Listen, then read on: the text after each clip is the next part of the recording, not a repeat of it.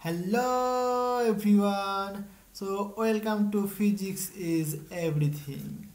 আজকের ভিডিওটা খুবই গুরুত্বপূর্ণ হতে চলেছে কারণ এখানে রয়েছে অনেক গুরুত্বপূর্ণ প্রশ্ন যেগুলো আমি খুবই সহজ ভাষায় বোঝানোর চেষ্টা করব। তাই তোমরা পুরো ভিডিওটা মনোযোগ দিয়ে দেখো, খুব কাজে দেবে। আর যদি তোমরা 35-এ 35 পেতে চাও তাহলে অবশ্যই আমার চ্যানেলটিকে সাবস্ক্রাইব করে রেখো, কারণ তোমার সাফল্যের যাত্রায় এটা অনেক সাহায্য করবে। ফিজিক্স একদিকে কিন্তু সহজ, কিন্তু আমরা অনেকেই সবাই ভয় পাই। ভয় পাওয়ার কিছু নেই। আজকের ভিডিওতে এমসিকিউ সহ পুরো টপিকটা একদম ক্লিয়ার করে দিচ্ছি। তো চলো শুরু করা যাক। আচ্ছা, তোমরা কি কখনো ভেবেছো যে ব্যাটারির ভেতরে রেজিস্ট্যান্স কিভাবে মাপা হয়, অথবা মোটরের ইফিসিয়েন্সি দিয়ে কীভাবে রেজিস্ট্যান্স বের করি? তো আজকের ভিডিওতে আমি এই সমস্ত যে এই কোশ্চেনের আনসারগুলো আমি একদম ক্লিয়ার করে দেব। তো চোখ কান খোলা রেখে পুরো ভিডিওটা দেখো, একবার বুঝে গেলে ভোলার কোনো সুযোগই নেই। তো চলো এক এক করে আমরা কোশ্চেনগুলো দেখি। আগের দিন আমরা সেকশন বি পর্যন্ত সলভ করে ফেলেছিলাম, আজকে আমরা সেকশন সিটা দেখব। তো দেখো, ফার্স্ট কোশ্চেনটা কি বলছে, প্রদত্ত বর্তনীতে 60 ভোল্ট বিভব প্রভেদ এ বিতে প্রয়োগ করা হয়েছে। মানে এই যে এ প্রান্ত আর বি প্রান্ত, এখানে আমরা 60 ভোল্ট আমরা অ্যাপ্লাই করেছি। বলছে এম ও এন বিন্দুর বিভব প্রভেদ কত, মানে এই পয়েন্টটা আর এই পয়েন্টটার যে পোটেনশিয়াল ডিফারেন্স সেটা আমাদেরকে বের করতে হবে। দেখো সলিউশনটা খুবই ইজি, কিছুই নেই। তো তোমাকে যেটা করতে হবে, মেনলি ছবিটাকে ভালো করে তোমাকে আঁকতে হবে, ঠিক আছে? ছবিটা যদি তুমি বুঝতে পারো তাহলে তুমি প্রবলেমটা সলভ করতে পারবে। তো ছবিটা কি বলছে, এরকম রয়েছে। এই ছবিটার আমি একটুখানি ইকুইভ্যালেন্স সার্কিট আমি ড্র করেছি, একটুখানি বুঝিয়ে দিই। দেখো এ পয়েন্ট আর যে বি পয়েন্ট, এদের অ্যাক্রসে যে পোটেনশিয়াল ড্রপ সেটা বাবা তোমার কত বলেছে, 60 ভোল্ট, 60 ভোল্ট। ওকে, তাহলে এর অ্যাক্রসে যদি ভোল্টেজ ড্রপ 60 হয়, দেখো এর অ্যাক্রসেও কিন্তু ভোল্টেজ ড্রপ 60, তাই নয় কি? এবার একটু ভালো করে তাকিয়ে দেখো, এই যে সার্কিটটা, এই যে এখানে যে 3টে ক্যাপাসিটার রয়েছে, তুমি যদি এদের ইকুইভ্যালেন্ট করো তাহলে এটা কেমন লাগবে দেখতে? ঠিক এরকম হবে না, যে এই একটা ক্যাপাসিটার, এই করব আগে আমি, এই একটা ক্যাপাসিটার, আর ওদের যদি ইকুইভ্যালেন্ট করে আমি এরকম পাবো একটা ক্যাপাসিটার। আর এ আর বি পয়েন্টে রয়েছে এইখানটাতে, বা তুমি এটাকে জাস্ট এটা তো কোনো কিছু নেই ভেতরে, তাহলে তুমি এখানে বলতে পারো এ পয়েন্ট আর বি পয়েন্ট, বুঝতে পারলে? তাহলে এখানে সি হবে, এটা তোমার সি প্রাইম ধরে নাও, এদের ইকুইভ্যালেন্টটা হবে। তাহলে পরে একটা জিনিস তুমি বুঝতেই পারছো যে এরা দুজনে কিন্তু প্যারালাল কম্বিনেশনে রয়েছে, মানে এইটা আর এই 3টে মিলিয়ে কিন্তু প্যারালাল কম্বিনেশনে রয়েছে। তাহলে পরে এই যে এইটার অ্যাক্রসে পোটেনশিয়াল ড্রপ কতখানি, এ V A minus V B, simple জিনিস, ঠিক? তাহলে আমি এইটাকে বাদ দিয়ে দিলাম, এটাকে আমার দরকার নেই আর। তাহলে আমি বলতে পারি যে এই যে এই ক্যাপাসিটারগুলো রয়েছে, এদের অ্যাক্রসে যে পোটেনশিয়াল ড্রপ, মানে এই পয়েন্ট আর এই পয়েন্টে যে পোটেনশিয়াল ড্রপ, সেটা বাবা 60 ভোল্ট। তো সেটাকেই আমি জাস্ট সিম্পল লিখেছি এখানটায়, মানে এই যে ড্রটা করেছি। তাহলে এই 3টে কিন্তু আবার সিরিজে রয়েছে, তাই তো? তাহলে সিরিজে রেখেছি। তাহলে এদের যে প্রান্তে যে পোটেনশিয়াল ড্রপ পড়েছে সেটা VA minus VB, that is 60 volt. Fine, কোশ্চেনটা বুঝতে হবে। তোমাকে বের করতে বলেছে এই রেজিস্ট্যান্সের অ্যাক্রসে পোটেনশিয়াল ড্রপ। তো এই ক্যাপাসিটার অ্যাক্রসে, সেই ক্যাপাসিটারটা কোনটা? এইটা হচ্ছে তোমার সেই ক্যাপাসিটারটা।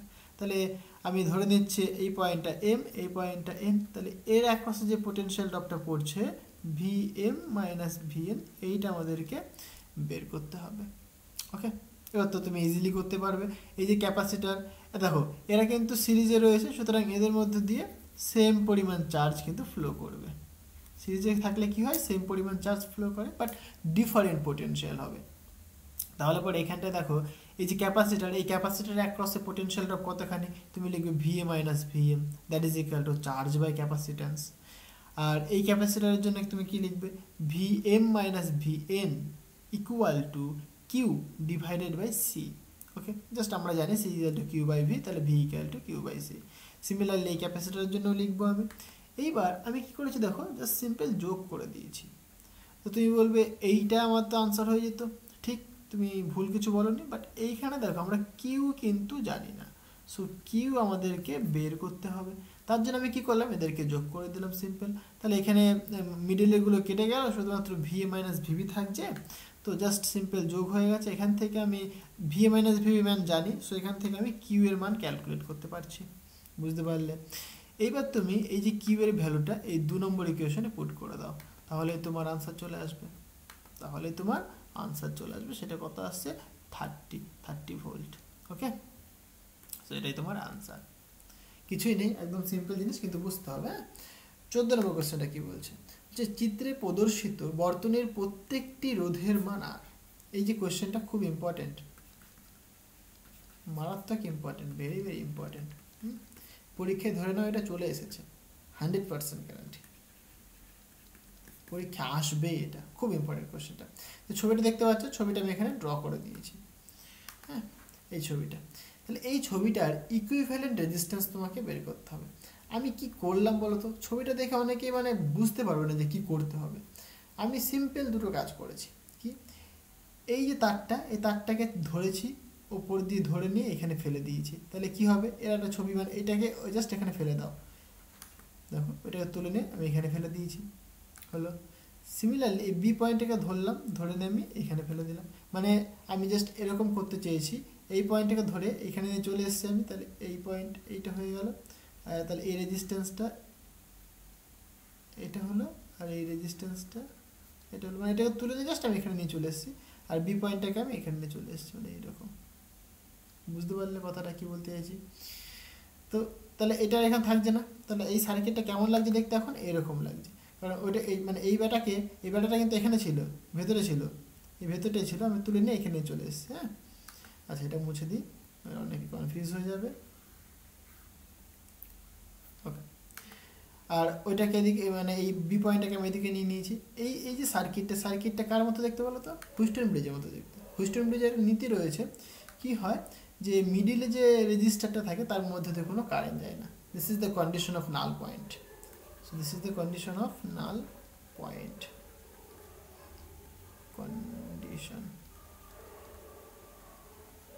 নাল পয়েন্টের কন্ডিশনে হচ্ছে তোমার আই ইকুয়াল টু কী হবে, আই মাস্ট বি 0 হতে হবে। এটাই হুইস্টন ব্রিজের মেন কন্ডিশন। ওকে, তাহলে পরে এবং প্রত্যেকের রেজিস্ট্যান্স তোমার আর করে। ওকে, প্রত্যেকের রেজিস্ট্যান্স তোমার আর করে, তাহলে দেখতেই পাচ্ছ এখানে এর মধ্যে দিয়ে কারেন্ট যাবে না, তাহলে এর ইকুইভ্যালেন্ট সার্কিটটা কেমন হবে, এটা হবে। তাহলে এখানে এরা দুজনা সিরিজে রয়েছে, তারপরে তুমি প্যারালাল করে দেবে। এটা সিম্পল জিনিস। তাহলে সিরিজে করলে কী হবে, যে সিম্পল যোগ হবে, প্যারালাল করলে পরে ভাগ হবে। তো ক্যালকুলেট করে আনসার পাচ্ছ তুমি আর। কি আছে, কিছুই নেই। বুঝতে পারলে? কিন্তু ইম্পর্টেন্ট কোয়েশ্চেন। 15 নম্বর কোয়েশ্চেনটা দেখো, বলছে চিত্রে প্রদর্শিত বর্তনীতে ভোল্ট মিটারের পাঠ কত। তাহলে এখানে যে সার্কিটটা বলেছে, সার্কিটে এই যে মানে 80 ওহম রেজিস্ট্যান্স, এর অ্যাক্রসে পোটেনশিয়াল ড্রপ কতখানি পড়ছে সেটা আমাদেরকে বের করতে হবে। সেটা আমি এখানে করেছি। দেখো, তাহলে সার্কিটটা বুঝতে পেরেছো। এখানে একটা ব্যাটারি কানেক্ট করেছে, যে ব্যাটারির ইলেকট্রোমোটিভ ফোর্স বলেছে 2 ভোল্ট এবং ইন্টারনাল রেজিস্ট্যান্স বলেছে 0। তার মানে ইলেকট্রোমোটিভ ফোর্সের ভ্যালু যা হবে, এই রেজিস্ট্যান্সের অ্যাক্রসে পোটেনশিয়াল ড্রপটাও তাই হবে। ওকে, তাহলে আমি প্রথমে যেটা করলাম, এর ইকুইভ্যালেন্ট রেজিস্ট্যান্স বের করে নিলাম। এটা সিরিজে রয়েছে, সিম্পল তুমি যোগ করে দিয়েছো। তাহলে এখানে পোটেনশিয়াল অ্যাপ্লাই করেছো তুমি ই বা 2 ভোল্ট। ওকে, কারেন্ট ফ্লো করছে সাপোজ আই পরিমাণ, আর রেজিস্ট্যান্স তুমি এখনই বের করলে ইকুইভ্যালেন্ট রেজিস্ট্যান্স। সুতরাং according to Ohm's law equal to I into R, V is equal to I R, যেটা লিখে থাকি আমরা। সো এখানে ই এর মান জানি, আর এর মান জানি, তাহলে এখান থেকে আমি আই এর মান ক্যালকুলেট করতে পারবো, সেটা আমি এখানে বের করে নিয়েছি।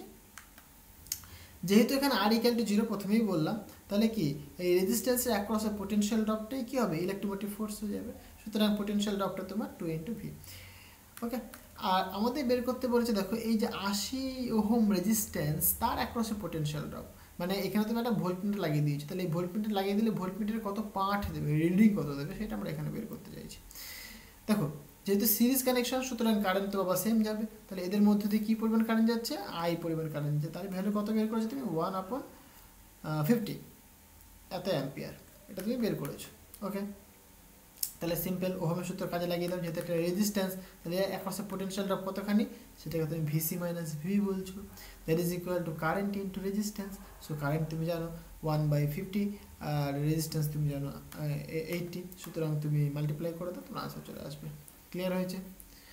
খুব ইন্টারেস্টিং কোশ্চেনটা। 16 নম্বর কোশ্চেনটা দেখো, 16 নম্বর কোশ্চেনটা কিন্তু মানে ট্রিকি কোশ্চেন, শর্ট ট্রিক জানতে হবে তাহলে হয়ে যাবে। বলছে 1.6, মানে এখানে আমি একটা শর্টকাট অ্যাপ্লাই করব। হ্যাঁ, সো 1.6 ভোল্ট এর একটি তড়িৎ কোষের অভ্যন্তরীণ রোধ নির্ণয়ের জন্য, তাহলে দেখো একটা ব্যাটারির কিন্তু অভ্যন্তরীণ রোধ আমরা বের করতে চাইছি, কি করে বের করতে পারবো, তাই না? তুমি একটা বাজার থেকে ব্যাটারি কিনে নিয়ে আসলে, ঠিক আছে, একটা পেন্সিল ব্যাটারি তুমি কিনে নিয়ে আসলে, এই পেন্সিল ব্যাটারির যে অভ্যন্তরীণ রোধ আমি সেটা কী করে বের করবো? তাহলে ইন্টারেস্টিং কোশ্চেনটা, ফিজিক্সটা ভাবো। তার জন্য কী করলাম, আমরা পোটেনশিওমিটারের আমরা হেল্প নিলাম। সো পোটেনশিওমিটারের হেল্পে আমরা কিন্তু ওই যে 1.6 ভোল্টের যে ইলেকট্রিক সেল, সেই সেলটার কিন্তু আমরা মানে ব্যাটারি, সেই ব্যাটারি কিন্তু আমরা ইন্টারনাল রেজিস্ট্যান্স ক্যালকুলেট করতে পারবো। তাহলে যে পোটেনশিওমিটারটা আমরা নিয়েছি তার ভোল্টেজ হচ্ছে তোমার 3 ভোল্ট। বলছে মুক্ত বর্তনীতে মানে ওপেন সার্কিটে নিষ্পন্দ বিন্দু মানে নাল পয়েন্ট, যারা ইংলিশ মিডিয়ামে দেখছো তাদের জন্য নাল পয়েন্ট। তো নাল পয়েন্টের যে পজিশন সেটা বলে দিয়েছে 75.8 সেন্টিমিটার। বলছে যখন 10.2 ওহম এর একটি এক্সটার্নাল রেজিস্ট্যান্স কানেক্ট করা হয় তখন নাল পয়েন্টের পজিশন হয় 68.3 সেন্টিমিটার। তাহলে ইলেকট্রিক্যাল সেল বা ব্যাটারি তার অভ্যন্তরীণ রোধ কত? দেখো তাহলে তোমাকে কি কি বলে দিয়েছে, ব্যাটারির কিন্তু ইলেকট্রোমোটিভ ফোর্স বলে দিয়েছে। L1 তোমার কি যখন ওপেন সার্কিট তখন নাল পয়েন্টের পজিশন, L2 মানে নাল পয়েন্টের পজিশন যখন তোমার এক্সটার্নাল রেজিস্ট্যান্স তুমি কানেক্ট করেছো, এদের ভ্যালু বলে দিয়েছে। আর হচ্ছে তোমার একটা এক্সটার্নাল রেজিস্ট্যান্স তুমি কানেক্ট করেছো। তাহলে ইন্টারনাল রেজিস্ট্যান্স ক্যালকুলেট করে যে formula, that is equal to capital R যে এক্সটার্নাল রেজিস্ট্যান্স তুমি কানেক্ট করেছো into L1 minus L2 divided by L2। এখানে L1 এর ভ্যালু বলে দিয়েছে, L2 এর ভ্যালু বলে দিয়েছে, আর এর ভ্যালু বলে দিয়েছে। পুট করো, তোমার আনসার চলে আসবে। কিছু আছে? কিছু নেই। এই যে ফর্মুলা এটাকে একটু জাস্ট মনে রাখো। ওকে, এই কিছু কিছু জায়গাতে এরকম ট্রিক অ্যাপ্লাই তোমাকে করতে হবে। তাহলে দেখো একটা ব্যাটারি কিন্তু ইন্টারনাল রেজিস্ট্যান্স আমরা ক্যালকুলেট করে ফেললাম। ইন্টারেস্টিং। 57 মানে সেকশন ডিতে কি বলছে, বলছে 200 ভোল্ট ডিসি মেইনের সঙ্গে মানে ডিসি সোর্সের সাথে একটা ইলেকট্রিক মোটর তুমি কানেক্ট করেছো এবং ইলেকট্রিক মোটরের মধ্য দিয়ে বলছে 10 অ্যাম্পিয়ার কারেন্ট ফ্লো করছে। এবার যে মোটরটা তুমি নিয়েছো তার যে এফিসিয়েন্সি বলে দিয়েছে 40%, মানে এটা ইকুয়াল টু 40%, মানে 40/100 মানে 0.40, এটা তোমাকে বলে দিয়েছি। তাহলে দেখো ইফিসিয়েন্সি থেকে আমরা একটা আর্মেচারের রেজিস্ট্যান্স মানে ইফিসিয়েন্সি থেকে আমরা রেজিস্ট্যান্স ক্যালকুলেট করতে চাইছি, পারবে। কারণ কি দেখো ইফিসিয়েন্সি ডেফিনেশন কি এখানে আউটপুট বা ইনপুট হয়ে থাকে, রাইট? সো এখানে কি হবে, পাওয়ার মানে যেহেতু যখন তোমাকে ইলেকট্রিকের ব্যাপার বলবে তখন তুমি পাওয়ারের কথা ভাববে, ঠিক আছে? সুতরাং ইফিসিয়েন্সি যে ডেফিনেশন হবে output power divided by input power. Okay, তাহলে ইনপুট পাওয়ার তুমি ক্যালকুলেট করতে পারবে বিকজ ভোল্টেজ জানো, কারেন্ট জানো, পুট করে দাও। তাহলে ভোল্টেজ তোমার 200 ওয়াট মানে সরি 200 ভোল্ট আর কারেন্ট তোমার 10 অ্যাম্পিয়ার, মাল্টিপ্লাই করে দাও তাহলে তুমি পাচ্ছ 2000 ওয়াট। এত কি মানে ইনপুট পাওয়ার। তাহলে ইফিসিয়েন্সি ভ্যালু বলে দিয়েছে, তাহলে ইফিসিয়েন্সি ইকুয়াল টু আউটপুট পাওয়ার বা ইনপুট পাওয়ার। এখান থেকে আমি আউটপুট পাওয়ার ক্যালকুলেট করতে পারি, ইফিসিয়েন্সি ইন্টু ইনপুট পাওয়ার ভ্যালু পুট করে দিয়েছি, দেখছি আমি 800 ওয়াট হচ্ছে তোমার আউটপুট হচ্ছে, মানে 2000 ইনপুট করছো তুমি বাট পাচ্ছ কতখানি, 800 পাচ্ছ। বুঝতে পারলে? তাহলে পাওয়ারের লস হয়েছে, কতখানি লস হয়েছে, ইনপুট মাইনাস আউটপুট। লসের ভ্যালু পাচ্ছে আমরা 1200 ওয়াট, তাহলে 1200 ওয়াট লস হয়েছে। কিসের জন্য লস হয়েছে? রেজিস্ট্যান্সের জন্য লস হয়েছে। রেজিস্ট্যান্সই তো পাওয়ারটাকে লস করে না। সুতরাং যে লস সেটাই আই স্কোয়ার ইন্টু আর বলতে পারি আমরা। তাহলে আয়ের মান তো জানি, এখান থেকে আমরা আর ক্যালকুলেট করতে পারি, সুতরাং এটাই তোমার আনসার হয়ে যাবে। বুঝতে পারলে? সুতরাং 12 তোমার আনসার। ফিজিক্সটা বুঝে নাও তাহলে তুমি কোশ্চেন করতে পারবে। যে পাশের চিত্রে 5 ওহম রোধকের মধ্য দিয়ে প্রবাহ মাত্রা যাবে, কত পরিমাণ প্রবাহ মাত্রা যাবে? এই সার্কিটটা ভালো করে দেখো, এখানে তুমি 10 ভোল্টেজের একটা ব্যাটারি কানেক্ট করেছো যার কারেন্ট ফ্লো করছে এদিক বরাবর, আর এখানে তুমি 10 ভোল্টের একটা ব্যাটারি কানেক্ট করেছো আর কারেন্ট ফ্লো করছে এদিক বরাবর, দুটোকে তুমি সেভাবে বলতে পারো, বিকজ এখানে রেজিস্ট্যান্সটা তো একই পাবে, কারণ কারেন্টটা এই গিয়ে এদিক দিয়ে নামবে, এর ক্ষেত্রেও কী হবে, এই যাবে ঠিকই কিন্তু নামবে এদিক দিয়ে। বুঝতে পারলে? এটাকে নীল কালি দিয়ে দেখাই। ওকে, তাহলে এর মধ্যে দিয়ে দুটো কারেন্ট তুমি পাবে, একটা I1 প্লাস একটা I2। তাহলে I1 I2 বের করে নাও, তাহলে তোমার আনসার হয়ে যাবে। তাহলে এটাকে তুমি KVL এর ল অ্যাপ্লাই করে দাও, এর ক্ষেত্রে তুমি KVL এর ল অ্যাপ্লাই করে দাও, এটাকে 1 নম্বর লুপ কনসিডার করো, এটাকে 2 নম্বর লুপ কনসিডার করো। তো সেভাবে তুমি কিন্তু প্রবলেমটা ইজিলি সলভ করতে পারবে। তাহলে এটাকে আমি 1 নম্বর লুপ কনসিডার করলাম। তাহলে 1 নম্বর লুপের ক্ষেত্রে কি লিখতে পারি আমি, যে দেখো মানে ও হবে KVL, আমি অ্যাপ্লাই করছি এখানে KVL, ঠিক আছে, কিরচফ ভোল্টেজ ল। সো এখানে নেগেটিভ যখন একটা তোমাকে মাথায় রাখতে হবে, নেগেটিভ থেকে স্টার্ট করেছি, তাহলে নেগেটিভ লিখবো আমি এই ভোল্টেজের মানটা। আর কারেন্ট দেখো মানে এদিক থেকে এদিকে নামছে, মানে এটা পজিটিভ এটা নেগেটিভ, সুতরাং এটা পজিটিভ এটা নেগেটিভ, মানে কি I ইন্টু আর হবে, সুতরাং পজিটিভ I ইন্টু আর হবে। সুতরাং এখান থেকে আমি I এর ভ্যালু ক্যালকুলেট করতে পারছি 2 অ্যাম্পিয়ার। সিমিলারলি এর ক্ষেত্রেও 2 অ্যাম্পিয়ারই আসবে, কারণ ভোল্টেজও এক, রেজিস্ট্যান্সও এক। যদি এখানে ভোল্টেজটা আলাদা হতো তাহলে কিন্তু আলাদা আসতো, তখন তোমাকে মানে করতেই হবে। আমি এখানে যেরকম করে দেখিয়ে দিয়েছি, বাট ভোল্টেজ আলাদা আসলে কিন্তু করতে হবে। তুমি এখানে I1 I2ও কনসিডার করে নিতে পারো, অসুবিধা নেই, আমি সেমি কনসিডার করে নিয়েছি, তুমি ডিফারেন্ট কনসিডার করে নিতে পারো। কারণ আমি কেন বলছি বেসিকটা, এই যে ধরো এখানে তোমাকে বললো যে 8 ভোল্ট অ্যাপ্লাই করেছে, এই কোশ্চেনটা তুমি বাড়িতে করো, করে আমাকে কমেন্ট করে জানাও। কমেন্ট করে জানাও যে যদি আমি এটাকে 8 ভোল্ট ব্যাটারির সাথে কানেক্ট করি, মানে 8 ভোল্ট ব্যাটারি যদি আমি দিই, তাহলে পরে এই যে রেজিস্টার, এই রেজিস্টারের থ্রু দিয়ে মোট কতখানি কারেন্ট যাচ্ছে করতে পারবে, এটা বুঝে গেলে করতে পারবে। তাহলে এখান থেকে আমি কী পেয়ে গেলাম, যে দুটো লুপের জন্য পেয়ে গেলাম কারেন্ট। তাহলে টোটাল কারেন্ট কত হবে, জাস্ট সিম্পল যোগ হবে, কারেন্ট তো জাস্ট এটা মানে জাস্ট সিম্পল যোগ করে না। নেক্সট কোশ্চেন দেখো, বলছে একটি তার দিয়ে প্রবাহিত তড়িতের প্রবাহ, একটা কারেন্ট ফ্লো করছে, যে কারেন্টের ফর্মটা মানে তোমাকে বলেছে এই টাইমের উপর ডিপেন্ড করে বলেছে। ওকে, এবার বলছে t=0 থেকে t=2 সেকেন্ড সময়ে প্রস্তুচ্ছেদের মধ্যে দিয়ে কী পরিমাণ চার্জটা মানে ফ্লো করবে সেটা বলেছে। তাহলে I এর মান তুমি জানো, সেখান থেকে তুমি চার্জ বের করতে পারো, বিকজ আমরা জানি I = dq/dt, rate of change of বা rate of flow of charge. Okay, so এটা পাচ্ছি আমরা। তাহলে এখান থেকে আমি ডিকিউটা মানে ক্যালকুলেট করতে পারি, মানে এই কিউটা আর কি ইন্টিগ্রেট করে। সো 0 থেকে কিউ হচ্ছে, আর এখানে টাইমটা কি 0 থেকে 2 হচ্ছে, মানে 2 সেকেন্ড পরে কতখানি চার্জ স্টোর হচ্ছে। ঠিক আছে, জাস্ট এটাকে আমি ইন্টিগ্রেশন করেছি, তোমরা বাবা ইন্টিগ্রেশন জানো নিশ্চয়ই, এখানে স্কোয়ার থাকলে মানে জাস্ট সিম্পলি t⁴n, আমি যদি ইন্টিগ্রেশন করতে হয় তাহলে কী করবো বলো তো, t⁴n+1 divided by n+1, R limit যদি থাকে সাপোজ t1 থেকে t2, দেন এটা লিখবো t1 থেকে t2। এগুলো নিশ্চয়ই তোমরা জানো, সব কিছু পুট করে দাও, কিউ এর চলে আসবে। নেক্সট, যে 5টি সুদীর্ঘ রিজু মানে একটা স্ট্রেট ওয়্যার রয়েছে, মানে 5টা রয়েছে, তাদেরকে কম্বাইন করে একটা কেবল ফান মানে বানানো হয়েছে। এবার কারেন্টটা বলে দিয়েছি 5টা তারের মধ্যে দিয়ে, কোনোটা পজিটিভ দিকে যাচ্ছে, পজিটিভ মানে সাপোজ আমি উপরটা যদি পজিটিভ বলি, কোনোটা নেগেটিভ দিকে যাচ্ছে, মানে নিচটাকে নেগেটিভ বলবো। তাহলে যদি তাই হয়, তাহলে 10 মিটার দূরে কোনো বিন্দুতে চৌম্বক ক্ষেত্র কত হবে। দেখো একদম ইজি কোয়েশ্চেন, কিন্তু ইম্পর্টেন্ট কোয়েশ্চেনটা। তাহলে এরকমই 5টা ওয়্যার কনসিডার করেছি, ঠিক আছে, যার মধ্যে 3টে একই ডিরেকশনে যাচ্ছে আর দুটো তোমার অপোজিট ডিরেকশনে যাচ্ছে। সুতরাং আমি কারেন্টের ভ্যালুগুলো লিখেছি। সো নেট কারেন্ট আমরা ইজিলি ক্যালকুলেট করতে পারি আমরা। সো ক্যালকুলেট করে জাস্ট সিম্পল যোগ করে দেবো। এবার যার যা ভ্যালু, মানে যেরকম I1টা ছিল 20, I2 ছিল -6, সুতরাং -6 লিখেছি আমি। ওকে, তাহলে নেট কারেন্ট তুমি পেয়ে গেলে। এবার তুমি অ্যাম্পিয়ার্স ল অ্যাপ্লাই করে দাও, কারণ এরকম একটা ওয়্যার রয়েছে, তাহলে এরকম তুমি এই পয়েন্টে সাপোজ মানে এটা তোমার r ডিস্টেন্স, এই পয়েন্টে তুমি ম্যাগনেটিক ফিল্ড ক্যালকুলেট করতে চাইছো। সুতরাং এটা হবে তোমার Ampere's law, close integral B.dl that is equal to μ0 into I0, I net মানে নেট কারেন্ট। তাহলে এই যে রেডিয়াসটা মানে ঘুরলে আর রেডিয়াস নিয়ে যে ঘুরলে পুরোটা, এটাকে সার্কামফারেন্স বলা হচ্ছে। তাহলে সার্কামফারেন্স মানে ইয়েটা কত হবে, 2πr হবে।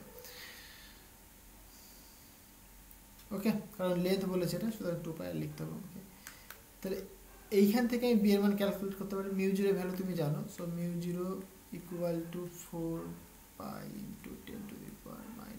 10⁻⁷ SI unit henry per metre I think. Okay, তাহলে পুট করে দাও, পুট করলে পরে কিন্তু তোমার আনসার চলে আসবে। আনসার আমার এইটা আসছে, এই যে 74 × 10⁻⁸।